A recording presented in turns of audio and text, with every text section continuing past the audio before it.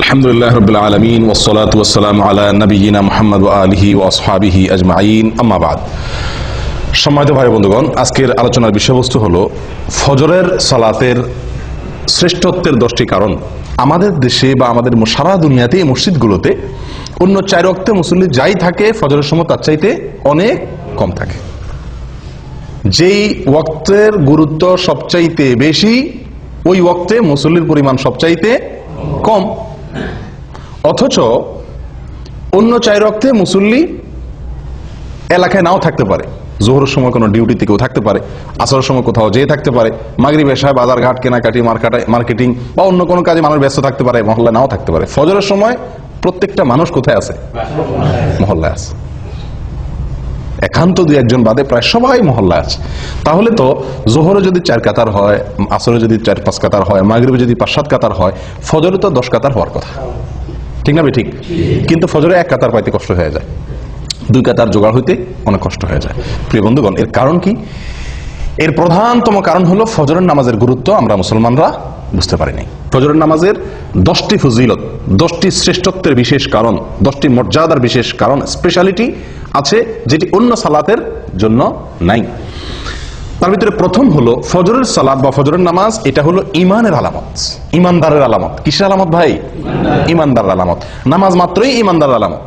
যে ব্যক্তি ইমানদার সে মসজিদে আসবে, যাবে, তাকে তার ইমান আছে কথা সাক্ষ্য দেওয়ার নির্দেশ আমাদেরকে করা হয়েছে। যদি সে মসজিদে আসা যাওয়া করে, নামাজি হয়। নামাজি না, মসজিদে আসা যাওয়া করে না, তাহলে তার ইমানের সাক্ষ্য আমরা দিতে পারি না। কিন্তু ফজরের নামাজে হাজির হওয়া এটা ইমানদারিত্বের বিশেষ সাক্ষ্য, বিশেষ প্রমাণ। ইমানদার যে খাঁটি, নির্ভেজাল, পিওর, এটার প্রমাণ হলো ফজরের নামাজে কি হওয়া? উপস্থিত হওয়া। যদি কেউ ফজরের নামাজে উপস্থিত হতে না পারে, ফজরের নামাজ পড়তে তার কষ্ট হয়ে যায়, একদিন আসলে 10 দিন মিস হয়ে যায়, ফজরের নামাজে সে আসতেই পারে না, এরকম যদি হয় তাহলে বুঝতে হবে তার ঈমান নিয়ে নতুন করে চিন্তা করা দরকার আছে। তার ঈমানের ভিতরে যথেষ্ট ঘাপলা আছে। নবী সাল্লাল্লাহু আলাইহি ওয়াসাল্লাম বলেছেন, আবু হুরায়রা রাদিয়াল্লাহু তাআলা থেকে বর্ণিত, বুখারী এবং মুসলিমের হাদিসে আসছে, তিনি বলেন, লাইসা সালাতুন আথকালা আলাল মুনাফিকিনা মিনাল ফজরি ওয়াল ইশা লাউ ইয়ালামুনা মা ফিহিমা লা আতাউহুমা ওয়ালাউ হাবওয়ান। ফজর এবং এশার নামাজ, এই 2 ওয়াক্ত নামাজ মুনাফিকদের উপরে পড়া সবচেয়ে কষ্টের। অন্য কোন নামাজ পড়তে মুনাফিকদের এত কি হয় না? কষ্ট হয় না। মুনাফিক কারা ভাই? মুসলমানের বেশভূষা ধারণ করছে, সমাজে টিকতে হয় তাই মুসলমানের সাথে সব কাজ তাল মিলায়া করে, কিন্তু তলে তলে তার ভিতরে কি নাই? ভিতরে ঈমান নাই। একে বলা হয় মুনাফিক।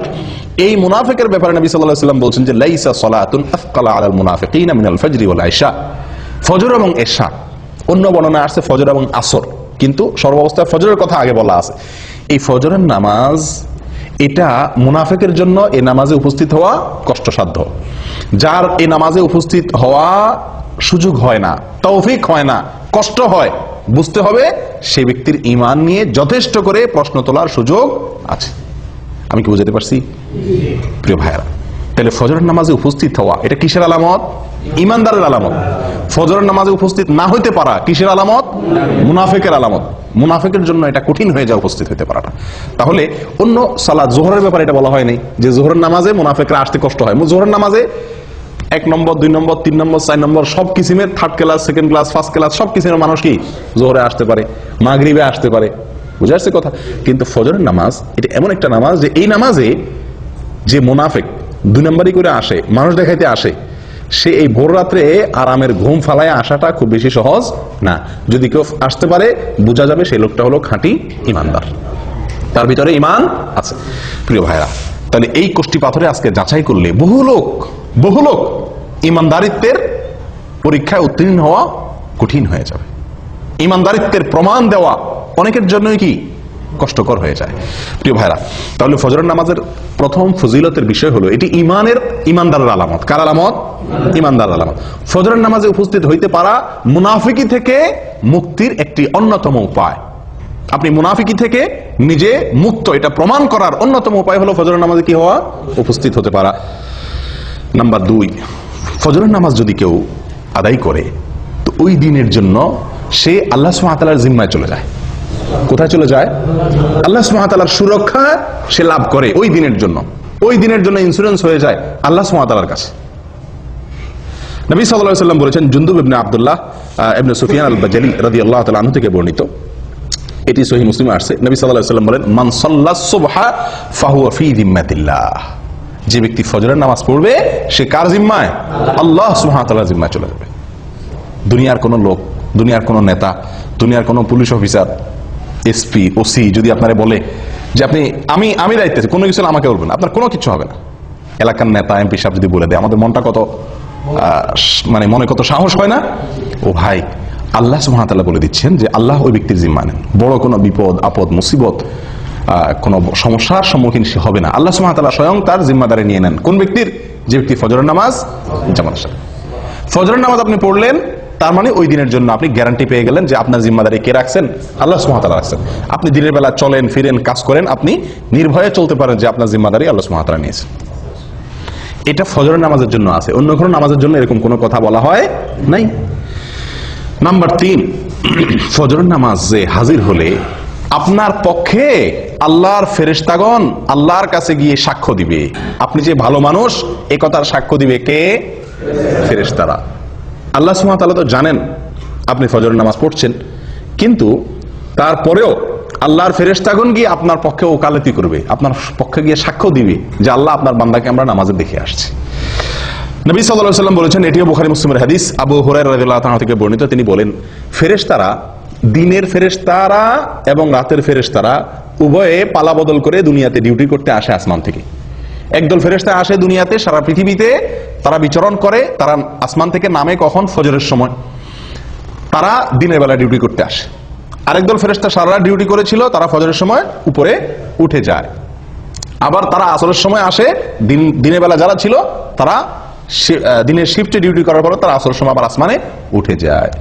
এই যে ফেরেশতাদের পালা বদল হয়, 2 ওয়াক্ত সালাত, ফজর এবং আসর, এই 2 ওয়াক্ত সালাত হলো ফেরেশতাদের ডিউটি বদলের সময়।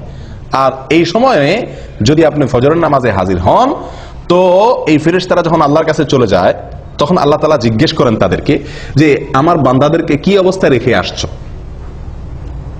বুঝে আসছে কথা? অমুককে অমুককে অমুককে অমুককে এদেরকে কি অবস্থা রেখে আসছো? তো যারা নামাজরত ছিল আল্লাহ তাআলা তো জানেন কে কি অবস্থা আছেন। তারপর আল্লাহ তাআলা তাদের কাছ থেকে শুনে ওই নামাজি বান্দার জন্য একজন সাক্ষী আল্লাহ তাআলা সাব্যস্ত করেন, তার পক্ষে একজন সাক্ষী আল্লাহ তাআলা খাড়া করে দেন, ফেরেশতারা যেন সাক্ষী হয়ে যেতে পারে। তখন ফেরেশতারা বলে, আল্লাহ, আমরা যখন গিয়েছিলাম তখনও তারা সালাত আদায় করছিল, হ্যাঁ, আবার তারাকনাহুম ওয়া হুম ইউসাল্লুন ওয়া আতাইনাহুম ওয়া হুম ইউসাল্লুন। আমরা যখন সকালে ডিউটি করে আসছিলাম তখনও তারা নামাজ পড়তেছিল, আবার যখন বিকেলে গেলাম তখনও তারা আসরের নামাজ পড়তেছিল। ও ভাই, সেজন্য ফজরের নামাজ এবং আসরের নামাজ, তো এই ফজরের নামাজের বিষয়ে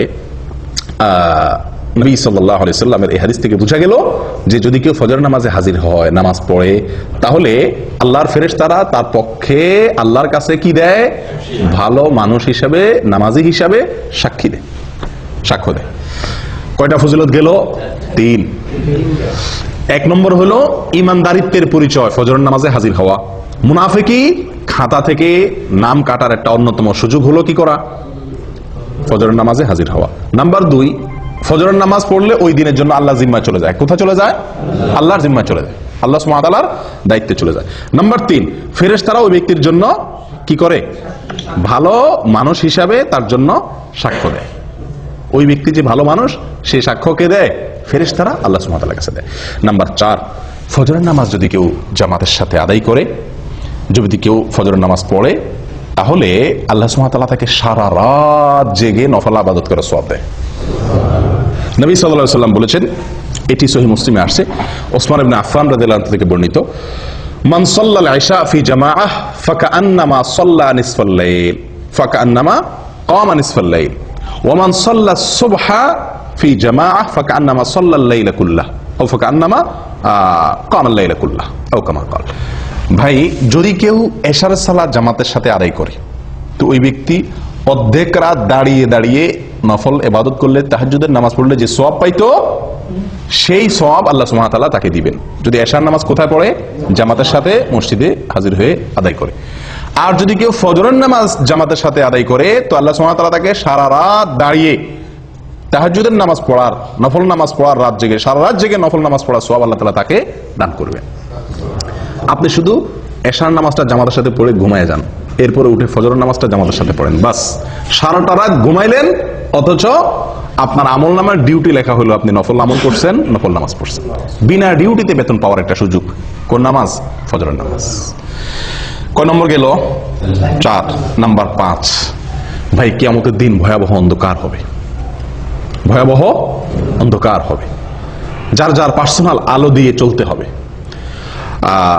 বিভিন্ন পরিবেশ, বিভিন্ন পরিস্থিতি কিয়ামতের ময়দানে তৈরি হবে।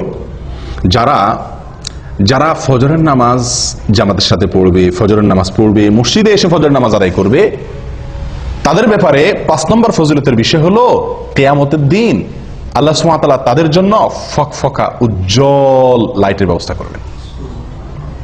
কথা বুঝে আসছে ভাই? ঝাপসা আলো না, উজ্জ্বল আলোর ব্যবস্থা থাকবে। কাদের জন্য? ফজরের নামাজে যারা জামাতে উপস্থিত হয় তাদের জন্য। নবী সাল্লাল্লাহু আলাইহি ওয়াসাল্লাম বলেছেন, আবু দাউদ এবং তিরমিজি বর্ণিত হয়েছে হাদিসটি, বাশশিরিল মাশাঈনা ফি যলামি ইলাল মাসাজিদি বিন নূরি তাম ইয়াউমাল কিয়ামাহ। যারা পায়ে হেঁটে হেঁটে ভোরে ভোরে সূর্য ওঠার আগে অন্ধকারের মধ্যে, আলো আঁধারের মধ্যে যারা পায়ে হেঁটে হেঁটে মসজিদে আসে কষ্ট করে, সুসংবাদ দিয়ে দাও ওই সমস্ত আল্লাহর বান্দাদেরকে। কিসের সুসংবাদ দাও? বিন নূরি তাম ইয়াউমাল কিয়ামাহ, কিয়ামতের দিন পরিপূর্ণ আলোর আলো আল্লাহ সুবহানাহু ওয়া তাআলা তার জন্য দান করবেন। ওই ব্যক্তির জন্য আলোর ব্যবস্থা করবেন, পার্সোনাল আলো। সবাই অন্ধকারে নিমজ্জিত থাকলেও তাকে আল্লাহ সুবহানাহু ওয়া তাআলা তার জন্য পার্সোনাল আলোর ব্যবস্থা করে রাখবেন, স্পেশাল আলোর ব্যবস্থা থাকবে। এবং সে আলো ঝাপসা আলো না। আপনি হাঁটবেন ফজরের সময় আলো আঁধারের আলো দিয়া, কিন্তু কিয়ামতের দিন আল্লাহ তাআলা যে আলো দিবেন তার বিনিময়ে এই যে কষ্ট করে অন্ধকারে হাঁটলেন, সে আলো হবে কি? অনেক ফকফকা, অনেক পরিষ্কার ঝকঝকে পরিপূর্ণ আলো, যেটাকে বলা হয়। যদি কি করা হয় ভাই? ফজরের নামাজ জামাতের সাথে আদায় করা হয়, অন্ধকারে কষ্ট করে আলো আধারিতে আপনি হেঁটে মসজিদ পর্যন্ত আসেন। নাম্বার 6, ফজরের নামাজ যদি কেউ আদায় করে তো তার বিনিময়ে আল্লাহ সুবহানাহু ওয়া তাআলা তাকে জান্নাতের সবচেয়ে বড় পুরস্কার দান করবেন। জান্নাতের সবচেয়ে বড় পুরস্কার কি ভাই? না, সেটা তো আছেই। জান্নাতের ভিতরে মানুষ যত পুরস্কার, যত নেয়ামত আল্লাহ তাআলা দিবেন, হুর আইন দিবেন, আল্লাহ সুবহানাহু ওয়া তাআলা তাদের জন্য যে কোনো ফল দিবেন, যা চাইবে তারা তা পাবে। কত নেয়ামত থাকবে না? দুধের নহর প্রবাহিত হবে, মদের নহর প্রবাহিত থাকবে, দুনিয়ার নাপাক গান্দা মদ না, পবিত্র মদ। যাই হোক, অনেক নেয়ামতের আল্লাহ তাআলা ব্যবস্থা করবেন জান্নাতীদের জন্য। আল্লাহ সুবহানাহু ওয়া তাআলার যে নেয়ামতে জান্নাতীরা সবচেয়ে বেশি খুশি হবে, যে নেয়ামতের জন্য জান্নাতীরা সবচেয়ে বেশি লালায়িত থাকবে, কোনটা সেটা? আল্লাহ দিদার, আল্লাহর সাক্ষাৎ, আল্লাহর সাক্ষাৎ। জান্নাতীদের সবচেয়ে বড় চাহিদা থাকবে যেন তারা কি করতে পারে? আল্লাহ সুবহানাহু ওয়া তাআলাকে একটু সরাসরি দেখতে পারে। যারা ফজরের নামাজ নিয়মিত পড়ছে, সব সময় ফজরের নামাজ পড়ছে এবং আসরের নামাজ পড়ছে, ফজরের নামাজ এবং আসরের নামাজ পড়ছে, এরা আল্লাহ সুবহানাহু ওয়া তাআলাকে দেখবে কিরকম জানেন? পূর্ণিমার চাঁদ, পূর্ণিমার চাঁদে, পূর্ণিমার রাতে আকাশের চাঁদ কিরকম দেখা যায়? চাঁদের 1 তারিখ, 2 তারিখ, 3 তারিখ, 4 তারিখ, 5 তারিখ এই দিনগুলোতে চাঁদ এত স্পষ্ট, এত ক্লিয়ার দেখা যায়। কিন্তু পূর্ণিমার রাতে চাঁদ কিরকম দেখা যায়? নবী সাল্লাল্লাহু আলাইহি সাল্লাম বলেন, পূর্ণিমার রাতে চাঁদ যেভাবে তোমরা দেখো পরিষ্কার, যারা সূর্য ডুবার আগে, সূর্য ডুবার আগে এবং সূর্য ওঠার আগের যে নামাজ, সূর্য ডুবার আগের নামাজ হলো আসর, আর সূর্য ওঠার আগের নামাজ হলো কি? ফরজ। নবী সাল্লাল্লাহু আলাইহি সাল্লাম বলেন, এই নামাজগুলো যাতে না ছুটে, এই নামাজগুলো যেন না ছুটে, সম্ভব হলে তুমি সেই দিকটার প্রতি ভালো করে কি করো? খেয়াল করো, লক্ষ্য রাখবে যাতে এই নামাজগুলো না ছুটে। তাহলে কি হবে? ওই আল্লাহ সুবহানাহু ওয়া তাআলাকে, জান্নাতের সবচেয়ে বড় নিয়ামত আল্লাহ তাআলাকে একেবারে স্পষ্টভাবে পরিষ্কার করে দেখার সুবর্ণ সুযোগ পাওয়া যাবে। আল্লাহ তাআলা আমাদের সকলকে সেই নিয়ামত দান করেন। 7 নম্বর পুরস্কার, ফজরের সালাত যারা পড়বে এবং বিশেষ করে জামাতের সাথে, তাদের জন্য জাহান্নাম থেকে মুক্তি। ওহ, কত বড় বড় পুরস্কার একটা। 7 নম্বর পুরস্কার কি রে ভাই? জাহান্নাম থেকে মুক্তির পরোয়ানা পাওয়া যাবে, জাহান্নাম থেকে মুক্তির পরোয়ানা পাওয়া যাবে। নবী সাল্লাল্লাহু আলাইহি ওয়াসাল্লাম বলেছেন, এটি সহিহ মুসলিমের হাদিস, লান ইয়ালিজান নার আহাদুন সাল্লা ক্বাবলা তুলুইশ শামসি ওয়া ক্বাবলা গুরুবিহা। ওই ব্যক্তি কখনো জাহান্নামে প্রবেশ করবে না। কিছু লোক আছে না ভাই, জাহান্নামে যাবে, ইমানদার যেহেতু, জাহান্নামের শাস্তি ভোগ করার পরে সে কোথায় আসবে? জান্নাতে আসবে। না, এরকম না। একবারে প্রথম চান্সে আপনি জান্নাতে যেতে পারবেন, ফার্স্ট চান্সে আপনি জান্নাতে যেতে পারবেন। জাহান্নামে যে সেখান থেকে এসে জান্নাতে ঢোকা লাগবে না। লাই আলিজা, কখনো প্রবেশ করবে না জাহান্নামে ওই ব্যক্তি যে ব্যক্তি সাল্লা ক্বাবলা তুলু'আশ শামসি ওয়া ক্বাবলা গুরুবিহা, যে ব্যক্তি সারা জীবন সব সময় চেষ্টা করছে ফজর এবং আসর এই দুই ওয়াক্ত নামাজ এর ব্যাপারে যত্নশীল ছিল, এই দুই ওয়াক্ত নামাজের ব্যাপারে গাফলতি করে নাই, এই ব্যক্তি জাহান্নামে কখনো কি হবে না, প্রবেশ করবে না। ও ভাই, কত বড় বড় পুরস্কার এক একটা লক্ষ্য করছেন ফজরের নামাজের বিনিময়ে। আল্লাহু আকবার। আর এই নামাজটাতে আমরা সমাজের সবচেয়ে বেশি সংখ্যক লোক গাফেল থাকি, শুয়ে থাকি, অলসতা করি।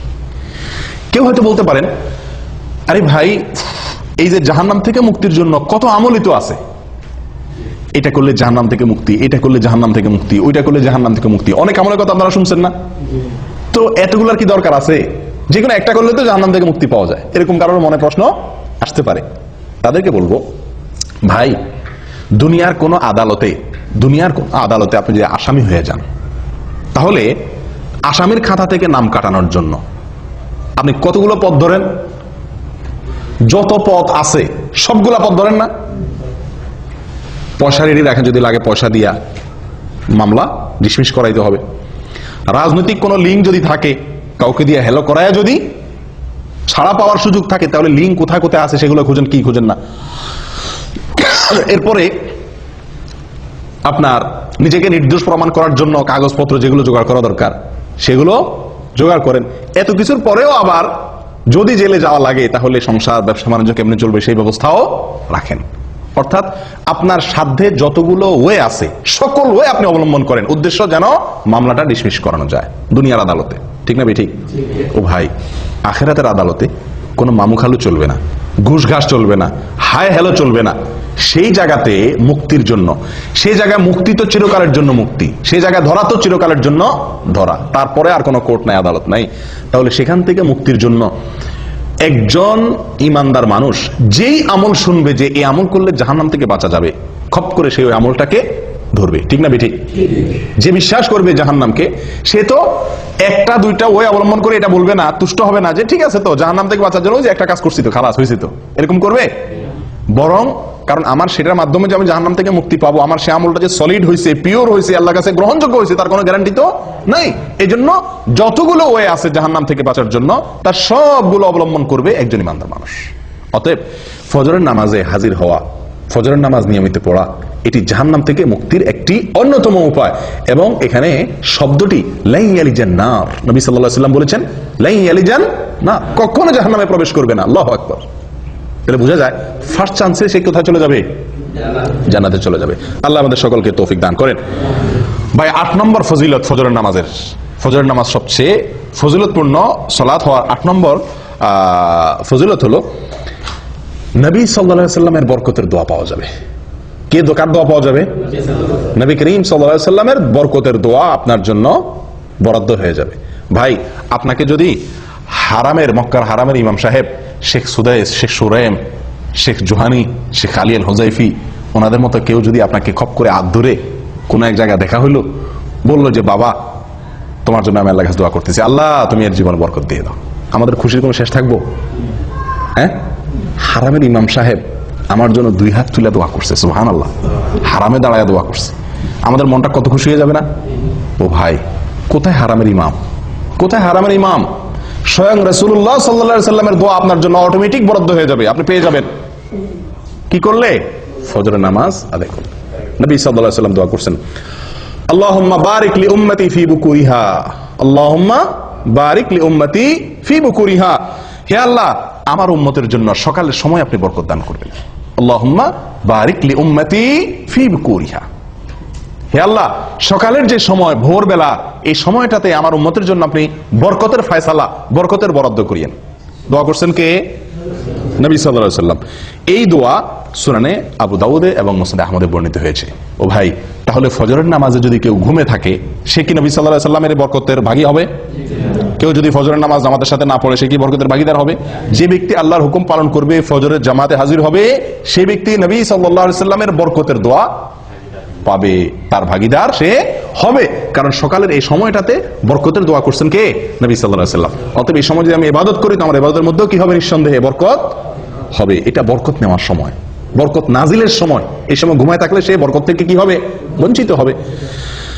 8 নম্বর ফজিলত গেল। 9 নম্বর হলো ভাই, দুনিয়া এবং দুনিয়ার মধ্যে যা কিছু আছে, দেখেন এক একটা পুরস্কার দেখেন, সুবহানাল্লাহ, ফজরের নামাজের বিনিময়।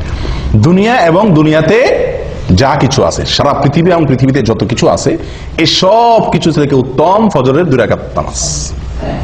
ফজরের 2 রাকাত সালাত দুনিয়া এবং দুনিয়ার ভিতরে যা কিছু আছে সবকিছু থেকে উত্তম। সহিহ মুসলিমের হাদিসে আসছে, নবী সাল্লাল্লাহু আলাইহি ওয়াসাল্লাম বলেছেন, রাকাতাল ফজর খায়রুম মিনাদ দুনিয়া ওয়া মা ফিহা। আল্লাহু আকবার। রাকাতাল ফজর খায়রুম মিনাদ দুনিয়া ওয়া মা ফিহা। ফজরের 2 রাকাত নামাজ দুনিয়া এবং দুনিয়ার ভিতরে যা কিছু আছে সব কিছুর মালিক হওয়ার চাইতে, সকল কল্যাণের চাইতে বেশি কল্যাণের, বেশি মর্যাদার, বেশি শ্রেষ্ঠ ফজরের 2 রাকাত নামাজে, ফরজ নামাজে হাজির হওয়া বা ফজর নামাজ পড়া। কথা বুঝতে পারছি ভাই? চিন্তা করেন, সারা পৃথিবীকে এক পাল্লা রাখলেন, আর কেউ 2 রাকাত ফজর নামাজ পড়লো, তো এই যে একটা আমল করলো, এই আমলটির মর্যাদা, এর শ্রেষ্ঠত্ব ওই সারা দুনিয়ার মালিক হওয়ার চাইতে বেশি আল্লাহ সুবহানাহু ওয়া তাআলার কাছে। কয় নম্বর গেল ভাই? 9 নম্বর। 10 নম্বর। 10 নম্বরটা হলো দুনিয়াবি। শেষের 3টাই দুনিয়াবি বলা যেতে পারে, দুনিয়াবি লাভ। প্রথম যে 3টা বলছিলাম সেগুলো হলো আখিরাতের লাভ, প্রথমগুলা। শেষের 3টা নবী সাল্লাল্লাহু আলাইহি ওয়াসাল্লামের বরকতের দোয়া সকালবেলা সময়টার জন্য। তারপরে যায় দুনিয়া এবং দুনিয়ার মধ্যে যা কিছু আছে সবচাইতে উত্তম হওয়া। 3 নম্বর হলো মানসিক প্রফুল্লতা অর্জন হবে। ফজরের নামাজ যদি কেউ পড়ে তাহলে কি হবে ভাই? মানসিক প্রফুল্লতা অর্জন হবে, মনটা ফুরফুরা হয়ে যাবে, মনটা ভিতরে এক ধরনের স্ফূর্তি অনুভব হবে, ঝরঝরা লাগবে, নিজেকে কি লাগবে? ঝরঝরা লাগবে, নির্ভার লাগবে, ফুরফুরা লাগবে, যদি আপনি কি করেন? ফজরের নামাজ আদায় করেন। এবং এই পুরস্কারটি একেবারে বাস্তবিক, অর্থাৎ এই পুরস্কারটি আমরা নিজেরা সরাসরি ফিল করতে পারি, অনুভব করতে পারি, এরকম পুরস্কার। এটার জন্য অপেক্ষা করতে হবে না যে আপনি মারা যাবেন তারপরে পাবেন, না, এটা নগদ পুরস্কার। ফজরের নামাজের নগদ পুরস্কার হলো শেষের পুরস্কারটা। সেটা কোনটা? ফজর নামাজ আদায় করলে মনটা কি হয়ে যাবে? হালকা হয়ে যাবে, নির্ভার হয়ে যাবে, পাতলা হয়ে যাবে, ফুরফুরে হয়ে যাবে, ঝরঝরা হয়ে যাবে, প্রফুল্ল হয়ে যাবে। কিভাবে? তার বিবরণ নবী সাল্লাল্লাহু আলাইহি ওয়াসাল্লাম আমাদেরকে শুনাইছেন সহিহ বুখারী এবং মুসলিমের হাদিসে। তিনি বলেন, মানুষ যখন ঘুমায় ভাই রাতে, তো শয়তান তার কপালে 3টা গিরা দেয়। শয়তান তার কপালে কয়টা গিরা দেয়? 3টা গিরা দেয়। গিরা দেওয়া মানে কি? গিরা দেওয়া মানে হলো, আমি বলি যে মানে মাথা টিপে আর কি, মাথা টিপার মতো কাজ করে আর কি তার এই গিরাগুলা। উদ্দেশ্য, এই গিরা দেওয়ার উদ্দেশ্য হলো সে যাতে শোয়া থেকে কি করতে না পারে, উঠতে না পারে, সেজন্য তার কপালে এই গিরা দিয়ে রাখে। এই গিরা দিলে হয়তো মানে কিভাবে সে গিরা দেয়, গিরা তার দেখা যায় না, হয়তো বা মানুষের যাতে ঘুম আরামের সাথে আসে বা অলসতা আসে, এই জাতীয় কোনো অদৃশ্য গিরা দেয় কে? শয়তানে। চিরশত্রুয়ে, চিরদুষ্টুয়ে আমাদের মাথা কপালে 3টা গিরা দেয় ঘুমাইলে। এরপরে যখন ফজরের সময় হয়, ভোরবেলা হয়, আল্লাহর কোনো বান্দা যদি তার ভিতরে ইমানের শক্তি থাকে, তার ভিতরে যদি কি থাকে? ইমানের শক্তি থাকে, আর কোন রকম একটু সাহস করে বাহাদুরের মতো কম্বলটা ফেলা দিয়ে এরকম উঠতে পারে, তো সঙ্গে সঙ্গে শয়তান মিয়ার একটা গিরা কি হয়ে যায়? খুলে যায়। শয়তানের কি হয়ে যায়? একটা গিরা খুলে যায়। গিরা দিয়ে দিলে শরীরটা ভার হয়ে যায়, উঠতে পারে না, অলসতা লাগে, মজা লাগে। আপনারা লক্ষ্য করে দেখেন, অন্য কোন সময়ের ঘুম এত মজার হয় না, ঠিক ফজরের সময়ের ঘুমটা যত কি হয় মজার হয়। এর মানে কি? এর মানে হলো ওই দুষ্ট শয়তান হয়তো শরীর টিপে, বুঝে আসছে কথা? এত আরাম করে ঘুমটা আসে, সারা রাত যার ঘুম না আসে তারও ঘুম আসে কখন? ফজরের সময়, ঠিক না? ঠিক। এর মানে কি? এর মানে হলো শয়তানের সর্বশক্তি নিয়োগ করে সে, যাতে আপনি ফজরের সময় মসজিদে যেতে না পারেন। আসরে যান, বাধা দিতে পারলো না, তার এত বেশি টেনশন নাই। মাগরিবে গেছেন, এশায় গেছেন, জোহরে গেছেন, পারলো না সে ঠেকাইতে, এত বেশি টেনশন নাই। কিন্তু ফজরে আপনাকে ঠেকাইতে পারলে তার বিশাল লাভ, আপনাকে জাহান্নামে নেওয়ার জন্য অনেক দূর সে আগে গেল। এই জন্য সে তার সর্বশক্তি প্রয়োগ করে 3টা গিরা দেয়, যাতে ফজরের সময় আপনি হাজির হইতে না পারেন। এই জন্য এই গিরা খায়া বেশিরভাগ মুসল্লি মসজিদে আসতে পারে। ফজরের সময় এই 3 গিরা খায়া শয়তানের বান্ধন খুলে আর আসার মতো ইমানের শক্তি থাকে না। ও ভাই, যদি আল্লাহর কোনো বান্দা যদি ফজরের সময় সাহস করে, হিম্মত করে, যখনই শয়তান তার মনে ওয়াসওয়াসা দেয়, হাদিসে আসছে শয়তান বলে শয়তান কানে কানে বলে, আমাদের মনের মধ্যে বলে, কি বলে? লাইলুন তওয়িল ফারকুদ, রাত এখনো কি অনেক লম্বা, আর ঘুমা, আর একটু ঘুমা। আপনি লক্ষ্য করে দেখছেন ফজরের আজান হয়ে গেছে, তখনও কম্বলটা টাইনে আমরা গায়ে দিই, ঠিক না? 20 মিনিট পরে জামাত দাঁড়াবে, উযু করতে 10 মিনিট চলে যাবে, উঠে যাই না, তখনও কম্বলটা আমরা টেনে গায়ে দিই। কারণ কি? ওই যে শয়তান আমাদের মাথায় মনের ভিতরে ওয়াসওয়াসা ঢুকাই দিছে যে কি লাইলুন তাওয়িল ফারকুদ, রাত অনেক, এখনো অনেক সময়, তুই একটু ঘুমা। সারা রাত ঘুমাইলেন, 4 ঘন্টা 5 ঘন্টা 6 ঘন্টা ঘুমাইলেন, কিন্তু এই 5 মিনিট না ঘুমাইলে আপনি মরে যাবেন না, কিন্তু মনে হয় যে 5 মিনিট না ঘুমাইলে মরে যাবেন, এরকম লাগে না ওই সময় উঠতে? কারণ শয়তান তার সর্বশক্তি প্রয়োগ করে গিরা তো দেয়, এরপর আপনার কানে কানে ফিসির ফিসির করে বলে। আসলেই আপনি লক্ষ্য করে দেখেন, মনে হয় যে কেউ একটা বলে মনে মনে যে অনেক সময় আছে এখন, ঠিক না? ঠিক।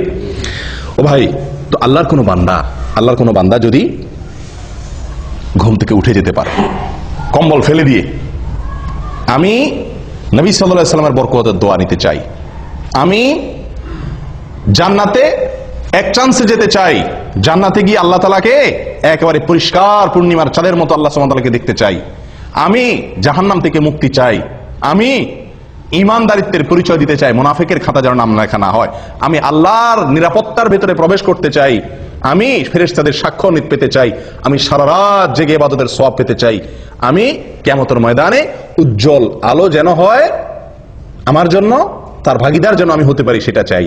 এই কথাগুলো মাথায় রেখে যদি আপনি কম্বলটারে কি করতে পারেন? ফেলে দিতে পারেন। এবং এই হাদিসটা মাথা রাখতে পারেন, নবী সাল্লাল্লাহু আলাইহি ওয়াসাল্লাম বলেছেন ফজরের সময় শয়তান যে গিরা দেয় এবং আপনারে মজার ঘুম পাওয়ানোর চেষ্টা করে, এটা যদি আপনি মাথায় রেখে ঝেড়ে ফেলে উঠে যেতে পারেন, সঙ্গে সঙ্গে একটা গিরা শয়তানের খুলে যায়।